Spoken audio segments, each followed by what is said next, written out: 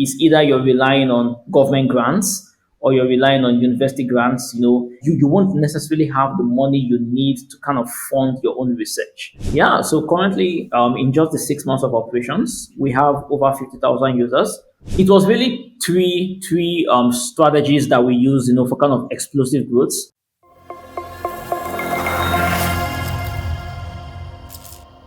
Hello, Martians. Welcome back to another episode of Marketing on Mars. Today, we got 19-year-old Nathan Nwachuku from Nigeria. What else is there to say? He has a startup right now. He's getting into Techstars, and he's only 19 years old. We're going to talk a little bit about his new platform, Klas, which is essentially a live learning tool helping people around the world set up an online school very easily. We'll get into that. But first, Nathan, welcome to the show. Thanks for having me, Simon. Yeah, so, okay, we got to get into your background. You're 19 years old. Does it make it easy for you to talk to investors and partners because you're 19 years old and you kind of stand out, or do you think that's actually it makes it more difficult? What are your thoughts on that? Yeah. So actually, it's a bit of the two. Because I'm 19, it attracts the initial attention, to what I'm doing with Klas. At least people notice me. But when I actually now go deeply into talking with investors, it gets a little harder because I'm also 19. So it's a bit of two worlds. But I think so far I've been able to kind of navigate the investor relation landscape pretty well. And I also have some really cool mentors that has helped me along the way too. Yeah, that's amazing. We're going to talk a little bit about that. Stay tuned. We're going to talk about the amount that Klas has raised. You guys are also going to Techstars very soon, so we'll talk about all that. But let's take it back a little bit. You're 19 years old. You started Klas when you were 18, right? Even like last year is when you started it. How did you get started? Did you come from an entrepreneurial background? Like your parents were entrepreneurial, or you had mentors, or like how did you get started with Klas? Yeah, so actually, my mom comes from an academic background. So she's a professor of chemical pathology at a university here, and I pretty much just grew up with her. So it's like a single mom kind of situation. So there was really no entrepreneurial background growing up. In fact, I never really knew there was ever a stuff like tech entrepreneurship, until I was in like grade 11, and but I always wanted to be like a scientist, So when I was little, I remember what really first kind of made the spark for me, was watching this Marvel movie, Iron Man. And I remember after watching Iron Man, I wanted to be like Tony Stark. you know, it was just so cool, so intriguing, and that was like the first spark, But when I first watched that movie, it was really about I wanted to be more of a scientist than like an engineer or going to tech. But I discovered that, in today's world, being a scientist kind of means it's either you're relying on government grants or you're relying on university grants. You don't really have, or you won't necessarily have the money you need to kind of fund your own research and all that. So I decided that, okay, I need to go to a similar field, that it's pretty close to science, but that has the money in it, so that I could get the money, then come back in my later years to science. So I still intend to be a full-time physicist later in my years, in my 30s or 40s, and yeah. But for now, you're gonna build Klas. Cool. For now, I'm gonna be okay. Cool. So we're gonna get into all of that, Klas, how you got started. We're gonna talk about the users, all the different marketing channels, right? This is a marketing podcast. Yeah. But first, let's start off the show as usual. We're gonna start off the show with a shot of hot sauce. What did you bring for us today? What is your weapon of choice? Yeah, so it's this little hot sauce here. I don't know the branding or the name. I just went to the supermarket and told them, bring me the worst possible hot sauce you can find. Wow. And So and the store owner kind of potentially it will kill you. Potentially you will die on this show. yeah, All right. Well, yeah, but let's hope not. okay. So what I'll do is I will start off. I'll start off easy with the habanero sauce, and then I'll work my way up to Carolina Reaper as the show goes on. So I'm gonna pour a shot out here. Make it easy. Cheers, man. Welcome to the show. Yeah, thanks for having me.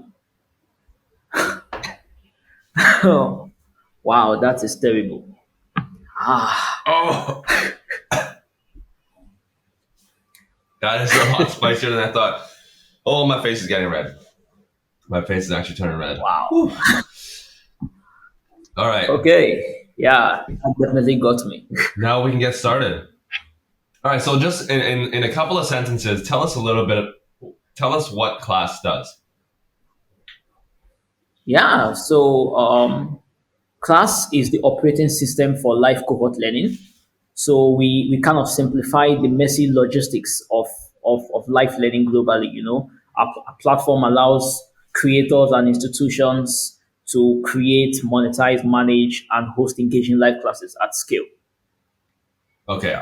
So it's kind of like there's a lot of teachers during the pandemic they used Zoom, right? They used Zoom a lot for live learning. Yeah, How so is your platform does it use a kind of like the back end like Zoom, or did you create your own? Is it very different from Zoom? I yeah. guess that's the question. Yeah, so we actually give the option, you actually use the word there back end. I think that is really the best way to see us is we help, we're pretty much the central hub for running live classes efficiently. So you can still connect all the tools you already use, Zoom, Slack, Microsoft Teams, into one central platform to run your classes and manage your classes efficiently. So we do have our own native video conferencing tool that is built in, but Mhm. we also give creators and institutions the options to use Zoom, Microsoft Teams, and even Gmeet. I see. Okay, so it's like you have integrations with Zoom and with with Yeah, other tools. What about yeah, the whole? There's a lot of different platforms that do similar things, right? Like I can imagine if you're having an online school, there might be the calendarization portion where you have to book your classes in advance. So a tool like Calendly would yeah, be able to use it. Would be good. And then there's also the payment, Stripe, PayPal. So you just integrate with different tools, or do you have your own native payment solution, native calendaring, yeah. scheduling So solution?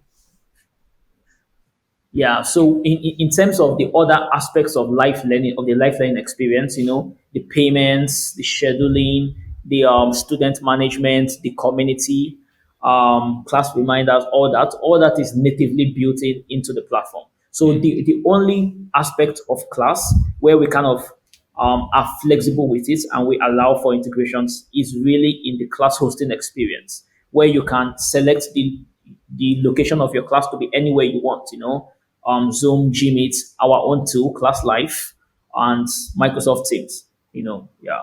And we keep looking out for more potential locations to integrate into the platform. So yeah, it's basically a Shopify for life learning. I see. And how many users do you have now globally? Yeah, so currently, in just the 6 months of operations, we have over 50,000 users across 21 countries, majorly in the emerging markets, Africa, Southeast Asia, the Eastern Europe, and all that. So that's 50,000, 50,000. Yeah, That's amazing. 50,000. In 6 months, you've been in operations for 6 months. Okay, okay, Yeah, we're gonna have to get into that. We want to know how you did that. And did you raise any? Did you yeah. raise any money? Is it fully bootstrapped, or did you raise any sums of money? Yeah, yeah. So before, I mean, at the start of the of our launch, so we actually launched Class publicly in March, so in April, and that same month we also raised a 230K round. So it was more or less an angel round to kind of help build out the product even more, make our first hires, and to scale, to drive early growth. Yeah, So sorry, that's 230,000, right? 230K yeah, yeah, round. 230K. Okay, so you raised that before you. So when did you start building version one of Class? Yeah, we started building V1. I mean, sorry, the current version that's out. We started building that December last year. Yeah, so December. I went full time into the company Christmas of last year, and we just started building. Fully dedicated 24/7 every single day. We're kind of building out the product up until March. Then we decided that we want to first raise the round before we launch it. So we said the round April 1st. It took us 3 weeks to raise the entire round. It was incredibly fast and explosive. Wow. And You so sorry. by the When by did the you end of close the that? 3 weeks, When did you close that round? That was April. yeah. So we closed the round. I think that was April 18th. And literally 10 days later, on the 28th of April, we launched Class. Yeah. Okay. Okay. So you closed the round in April. Class launched also in April. 10 days later after the round. Yeah. So you guys built it. Yeah. You guys built most of version one without even raising the round,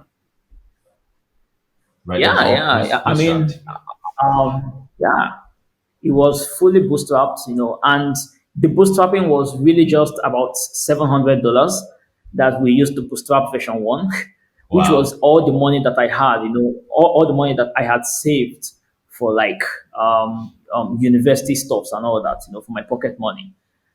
Yeah. Wow. And so are you the main developer, or did you have a team of developers like co-founders, CTOs? Yeah.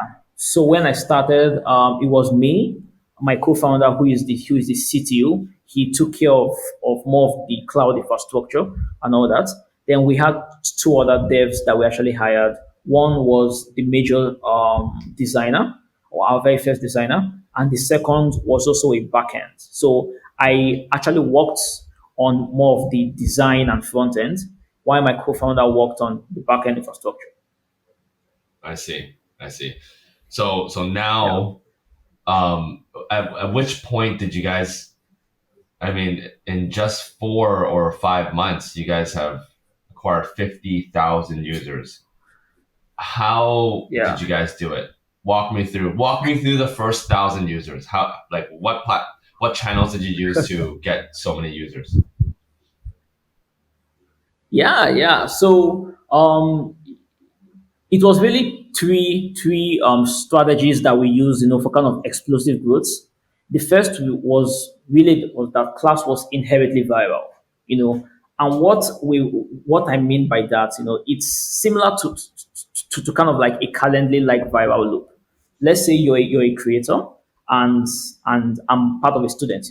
You're hosting a Web3 class, and you have 25 students. Those 25 students that enrolled for that class, this may be their first time that they are interacting with Class as a product.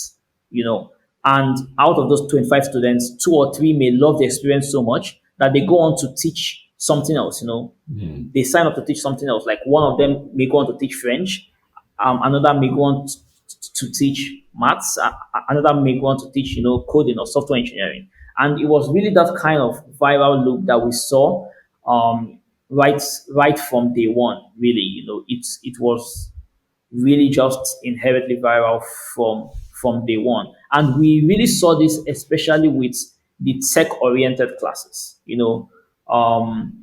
because a lot of people that actually attend tech classes, Yeah. you may be really good at JavaScript, but I may be like a beast in PHP, Mm. So Right. I may be attending your JavaScript class, but you can attend my PHP class, So it was really what we saw in the early days with the tech community, really, and that really helped us grow in that aspect. The second really was partnership with developer communities. So Mm. one thing about developer communities is that they are usually large, and almost every member in those communities are always looking to learn. In every developer communities, there are always two kinds of people that you see in there. The first are more of like the senior developers or the mentors. The people that are really knowledgeable and are looking to share to like the younger devs. And the second are the younger devs looking to learn from the mentors. So every developer community already has that dynamics that is perfect for a platform like ours, to kind of leverage our platform to facilitate live classes at scale. So this was really what we ended up doing. We partnered with the largest AI community in Africa, the largest JavaScript community, the largest SQL community. We just really went to all this, and each community that we partnered with, brought us anywhere from 500 to up to 2,000 users sometimes. Wow. And yeah, the third was really just leveraging on storytelling. From the very early days, I kind of leveraged my story to power the brand, to push the brand, especially when we first launched, everybody wanted to know like what this company is. I mean, I was just this 18-year-old dropout from nowhere that had just launched this edtech company with a lot of money. Especially here in Africa, you don't see this kind of stuff. EdTech is one of the most underfunded categories in Africa. There are companies that have been here for years and they haven't even raised up to $70,000. It's Wow. incredibly hard to Wow. get to raise money as an edtech in Africa. It's really just fintech and crypto that gets all the venture here. So it's really made a lot of noise, and people were really curious, to see what an 18-year-old could be doing. And I leveraged on that fact to kind of tell our story more and build a lot of hype in the early days. So yeah, it was really just those three things. Wow. So existing teachers slash online schools, partnerships with development communities, and then storytelling. Those were like the three main Yeah, drivers. Do you remember how long it yeah, took to get your first thousand? Because you guys launched in April. Did you get your first thousand? yeah, Did you already sign all these people up in pre-beta before it even launched? Like, or did it just all happen after yeah. you launched? So before we launched, we actually had 2,000 users on the wait On the list. wait list? I see. So we never had like a pre-beta, but we did have a wait list that had 2,000 users. Yeah. So when we actually launched, what actually happened was that wait list ended up actually being pretty useless. Because I mean, we signed up all those 2,000 users in Yeah. January. Sorry, in December, January. So when we launched in April, we sent out emails, and it was nothing. Hardly anyone responded. So Mm. it was like when we launched, we had to start from scratch to kind of build up a user base. So the wait list, I mean, um, most of the time, people make a lot of noise about wait lists. I mean, I've I can't tell you the amount of platforms out there that I always sign up on their wait list, but I can assure you that if they launch tomorrow, I'm probably not going to download it. I signed up just because it looked cool back then, but not necessarily because I wanted to use it. And that is really the stuff about waitlists. It doesn't necessarily hold a real value, and we learned that the hard way. So it took us roughly a month to actually get our first thousand. From that April to May, it was really hard for us, really really hard, because what we found out was that a lot of people were checking our website, but no, but hardly anyone was signing up, Yeah. or hardly anyone was actually using the platform. People, but it was trending. It was quite popular, but nobody was using it. So that was really when we started to kind of be more strategic. Not just posting on social media and expecting people to sign up. So it was from May we started the partnerships with developer communities, and that was really when we started to see a spike in our user base. Yeah. Okay. So it took you like a month to get 10,000 users, well, like roughly. That's Yeah. that's pretty amazing. I mean, a lot of people don't even break 20,000 users in the first year. But I guess so.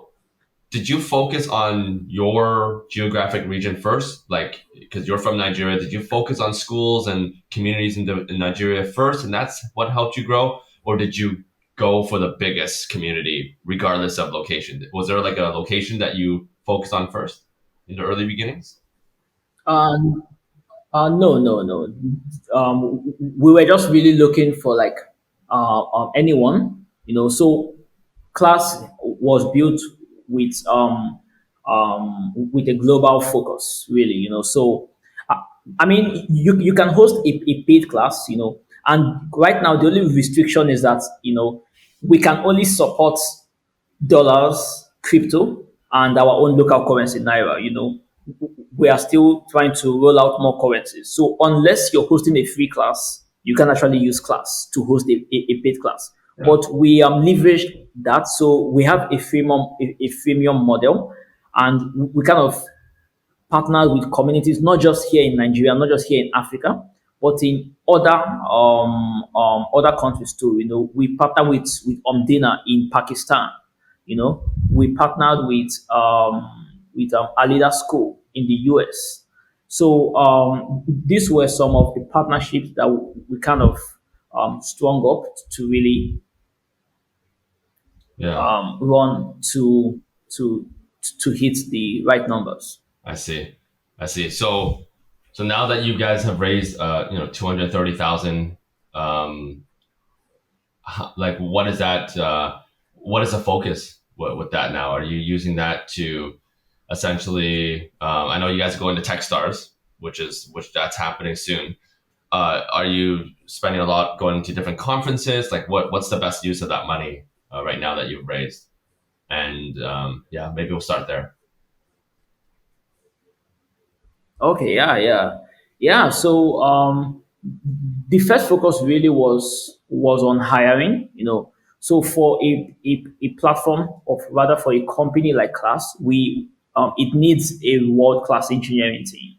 So we have to hire really good engineers, get a good support team, a good sales team. So it was, I would say, kind of majority of the money raised so far was really just spent on getting the right people, especially considering,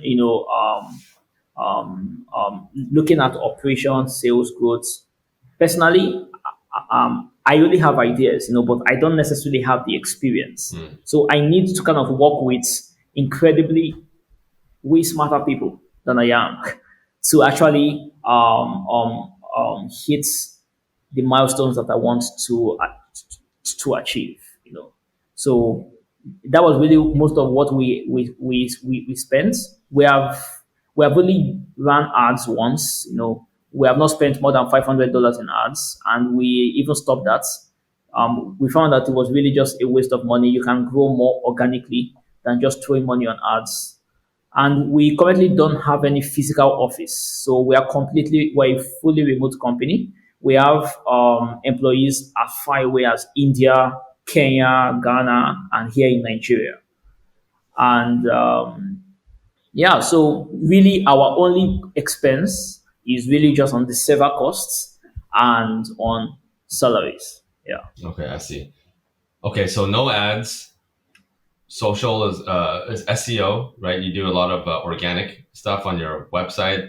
Do you do Yeah. a lot of stuff on social Yeah. media? Like, especially I don't know the target age group that you're going after, but Recently, on my previous podcast, I spoke with a company called Wise Prep, and they also are a tutoring, online tutoring and exam prep platform, and they grew a lot Yeah. using social media platforms like TikTok, for example. Do you use any social, or is that not an area of focus? Yeah, and we don't really do anything really fancy with social media. Just the normal, the normal posts and all that. Although what I can say we started recently, 2 months ago, was running bi-weekly boot camps for the creators on Class. Mm, So we're kind of running this bi-weekly boot camps to kind of train our creators on how to teach, to teach our creators how to teach, basically how to use Class as a software to kind of make money teaching online and all that. So those are some stuff that we have done, and that has really also been very successful too. Because every week now, that alone helps us get an additional 1,000 users too. So that has been very successful too. I see. Um, and I mean, going back, actually going back real quick to the you said you work directly with some schools and some online teachers. You mentioned one partnership brought you like 2,000 users. Well, what has been your? Do you have like the biggest school that you worked with that has brought the most users for you? And who would that school be?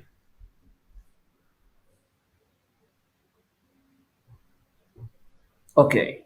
So there is actually one right now, which I can say is going to be the biggest school that we're working with, but we haven't yet announced that publicly yet. So Mm, we'll be announcing that on the 18th of this month. They have over 40,000 students, and they are fully onboarding on Class and all that. I They are see. a really big tech institution. So Yeah. Oh, I think yeah, we The haven't. Martians have just told me that they're not happy with that answer. So unfortunately, we're gonna have to take a shot of hot sauce, which I really don't want to do, but we're gonna have to do it. Yeah, Do you still have any left in your glass? yeah, I have one here. Okay. Yeah. All right.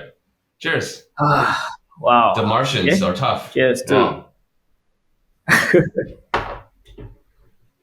God, the Martians Whew. gotta be nice. You gotta be nice. So that's gonna be 40,000 users that they're gonna bring to your platform. You said. Yeah, yeah. Once they begin on the 18th of this month, so it's really really huge for us. Yeah, but I think the ones that I can say publicly, so far the biggest is an institution called the Bob. They have 15,000 students, What is it called? and how do you they spell are that? the Bob. So the then Bob, the Bob Institute. Bob, Yeah, Bob, the Bob. Yeah, yeah, The yeah. Bob Institute. Okay. Um, um, um, yeah. BULB, the Bob. Oh, the BULB. Bulb, Bulb, the Bulb Yeah, Institute. yeah, Okay, yeah. The cool, Bob.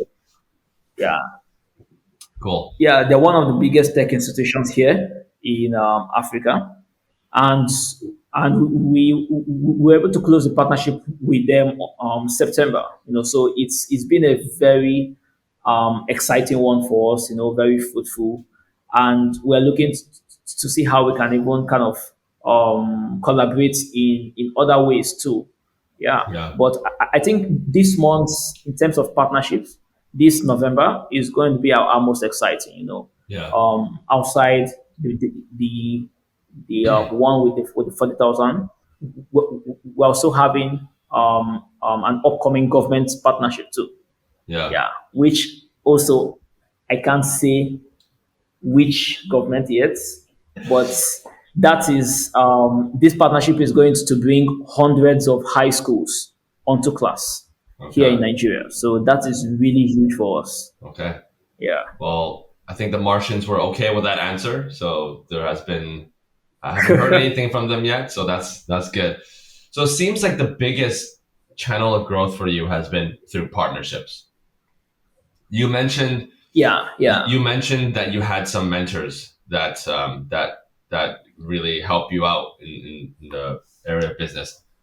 What has been some of the yeah. biggest learnings for you in terms of partnerships? Like there are so many other platforms that are coming up that are trying to do what you guys are doing, but how are you able to? What have you been able to learn in acquiring and reaching out for partnerships? Like, what are some of the tips there? Yeah, I mean, I'm still learning, and I'm not a master yet. But I think I mean, these few months, there have been a lot of stuff that we have been able to learn. First of all, is that partnership teams are shit. I don't know if I can curse, but No, it's yeah, okay. they are really just a waste of time. Mm, If you're really serious about a partnership deal and you want to get the deal, done and dusted, just go right for the seats for the C-suite, or you go right for the CEO, basically. So pretty much every partner we have gotten so far, I just went straight to the founder or to the CEO, and just spoke with them and was able to kind of close it literally sometimes in days. wow, Sometimes it takes just 3 days, while sometimes it can be as long as 3 weeks or a month. But partnership teams, they are a lot of unnecessary hierarchy and processes is a complete waste of time. I yeah, think the second really is being very clear about our offer. So one thing again that we actually made a mistake on this very early on. We thought kind of talking about all the cool features and all the really cool technical stuffs we have built would kind of impress potential partners. Oh, we built this from scratch. This is the technology we're using. All that. Most of them also do not care. All they really care about is how can this help me either get more revenue or reach more users and all that. So you need to kind of speak in their language, basically. And that really helped me kind of keep iterating my sales pitch, my partnership pitch, until we got something that works, I would say 90% of the time. Yeah. that's a Yeah. very good And also the third ratio. yeah, the third is never let them know of your age before you close the deal. Yeah, Yeah, it was also a reality check very very early on. Uh, the first months, after all the hype has kind of died down, walking into partnership meetings and all that. And I would always start by telling them my age, thinking they would be so impressed. They never gave a damn, yeah, you yeah. know? And I was like, wow. And if anything, it actually hurt my chances because now they weren't really, really taking me that serious anymore. Like from the moment I mentioned my age. So it was I stopped saying my age, and really, I mean, nobody would ever know. There's a reason I I've kept kind of my facial hair, so it makes me look a lot I older don't than think I am and all that. I don't think it has anything to do with the fact that you're 19 and you're inexperienced. Some people might think that way, but I mean, even for me, like I'm 31 years old. If I walk into a room and I say hi, I'm 31 years old, and then I talk the pitch, like what does the age have to do with it? Like you said, age has nothing to do with it. It Yeah, is the exactly, pitch. The pitch is exactly, about my company and your company. That is what we're talking about. What exactly. my age, my background has nothing to do with it. If it Yeah, comes up, then it comes up. But yeah, it shouldn't be the main focus. yeah, I agree yeah. with you. Exactly, Yeah. which is what, if there's any advice I would give to other Gen Z founders, it would be that, in the real world, nobody really gives a shit about your age. No. Uh, No. just keep it to yourself and build something that that works. There's no one is going to write you a check or close a deal because of your age. Yeah. Yeah.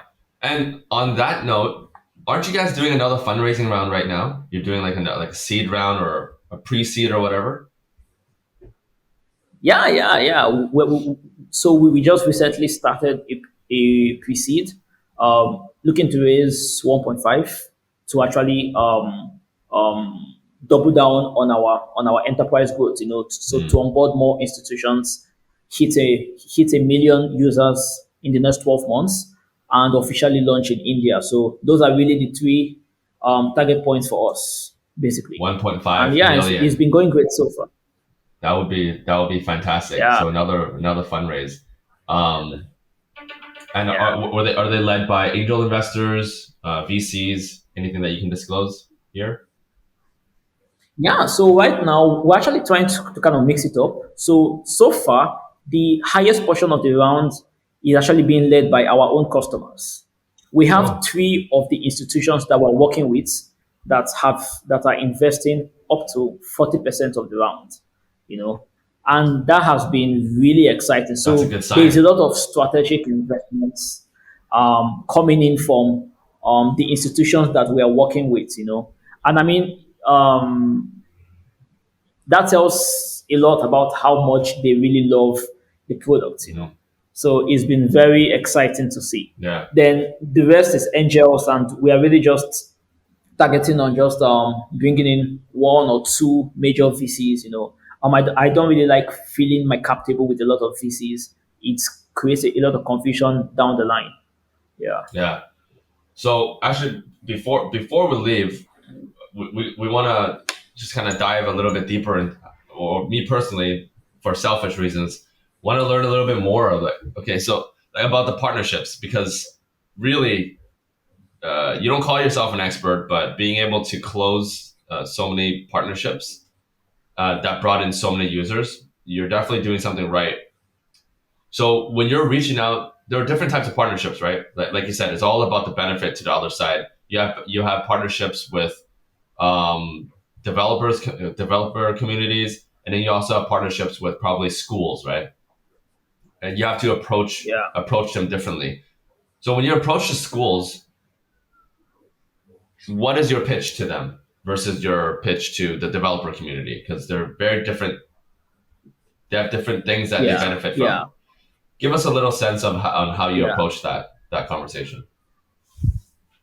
Yeah. So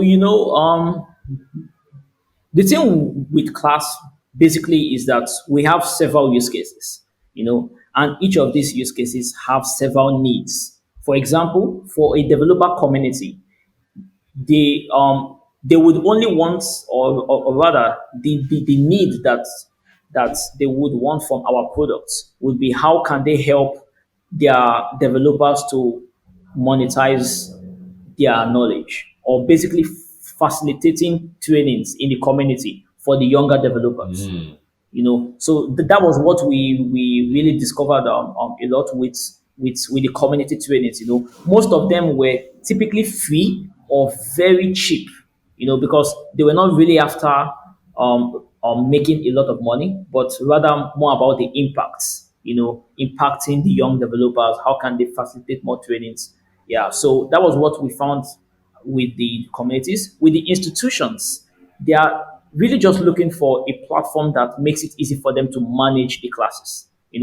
Most of these institutions, they already use several tools. They are happy with Zoom or Microsoft Teams. They are happy with Slack. They are happy with whatever they're using for their payments. But what they want now is just a single platform where they could kind of manage all these classes efficiently in one place. So most of these institutions kind of they didn't want an all-in-one platform. Instead they wanted more of an omni-channel model. Where they can just kind of connect the tools that they already use, basically. So that was a whole different pitch. Then you come to the corporates, because we're also looking at corporate trainings as a big market for us too. We can power live corporate trainings. mm, And with corporate trainings right now, how corporate trainings are done are mostly video based, and they're mostly powered by Thinkific. Most of these huge corporations. And what mm. they typically do is that they create a series of video trainings, and they forget about it. There are some corporations that they are training their employees with videos that they created 10 years ago. like it's never updated, it's totally outdated and all that. Hmm. And most corporations are really against live trainings because for you to do a live training, you need a trainer, and most corporations wouldn't want to kind of have a training department or a training team and all that. So the pitch also had to change, for these corporations, we pitch them that basically we're not just going to give you the tech that would help you run these trainings efficiently, but we would also offer you the trainers to Right, actually deliver these trainings. right, right, So we kind of run a separate service for them, where we get trainers from around the world, and we kind of do like a kind of trainers as a service kind of stuff, and it comes as a package together with the platform. So those are three different pitches to three different use cases, and I mean, it's something we're still kind of iterating, it keeps changing and all that. And for creators, basically, they're just looking for better ways to monetize their knowledge, One of the biggest arguments or rather, biggest points I always hear whenever I talk about creators, people are like, but most creators just want to create something and forget about it, And I mean, that's true. Most creators are lazy. yeah, Or they just want to just create something and forget about it, and it's just going to be making a lot of recurring cash for them. But again, but the thing also is that most creators want to earn more, with these video courses. You can only charge 5, 10, $15, $20, you know it's still, I mean, what they're going to earn from that is still not going to be as much as what they can earn from a live cohort class. Live cohort class, because of the effort that goes into it, because of how intense it is, because of all the added stuff that go into the experience, with absolutely. with the community experience and the cohort experience. Yeah. Like, you see a lot of course classes that are typically between $500 to up to $1,000, $2,000, Hmm. and the creators are able to earn more. And you don't need to do this every single day. You can just host a cohort class literally once a quarter, and that is enough for you to live off, really. Yeah. So it's really the pitch that we do to the creators. So yeah, I mean, it's part of the issues we face as a multi-use case product. But I think over time our pitch will kind of perfect, and we'll be able to relay the information better. I 100% agree. I had a mentor that told me, I spoke with him recently. He always tells me you should approach every conversation as a partnership conversation, because in a true partnership, both sides benefits. So you always need to put yourself in the other person's shoe and imagine what would that person want, and you try to offer that to that person. And if you can successfully think about the other person, you usually, more often than not, and for you guys it's 90%. 90% of the time it's gonna be successful. So congratulations, Nathan. 19 years old, you're doing amazing. Thank you for coming on the show, and good luck on Techstars. You're starting Techstars in November, right? Like, it's gonna happen soon.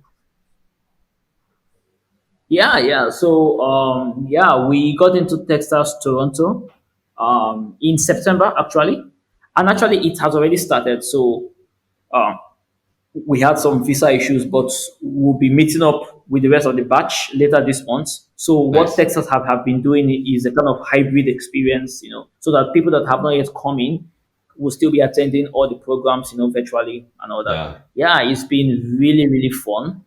Yeah. The network is amazing. The community is amazing, and it has kind of given us more opportunity really to scale. We have seen new partners. Hmm. We have seen new investors. It's pretty exciting, and also I mean, not that it matters, but I'm also the youngest person to ever join Techstars, so that Holy was pretty smokes. good to learn about. Well, that's Yeah. amazing. Well, thanks for coming on. We're definitely gonna have to get you back on again. let's close off with another last Yeah. shot of hot sauce. I'm gonna go a little bit more spicy this time to close it off with you, and then and Awesome. we're gonna have to definitely get you back on. I mean, I'm expecting by the end of the year, you guys will be at 100,000 users, maybe even more. And yeah, I just know you're gonna do great things, and we're excited to get you back on the show in the new year as well. Awesome. Yeah. Same here. Cheers! Congrats.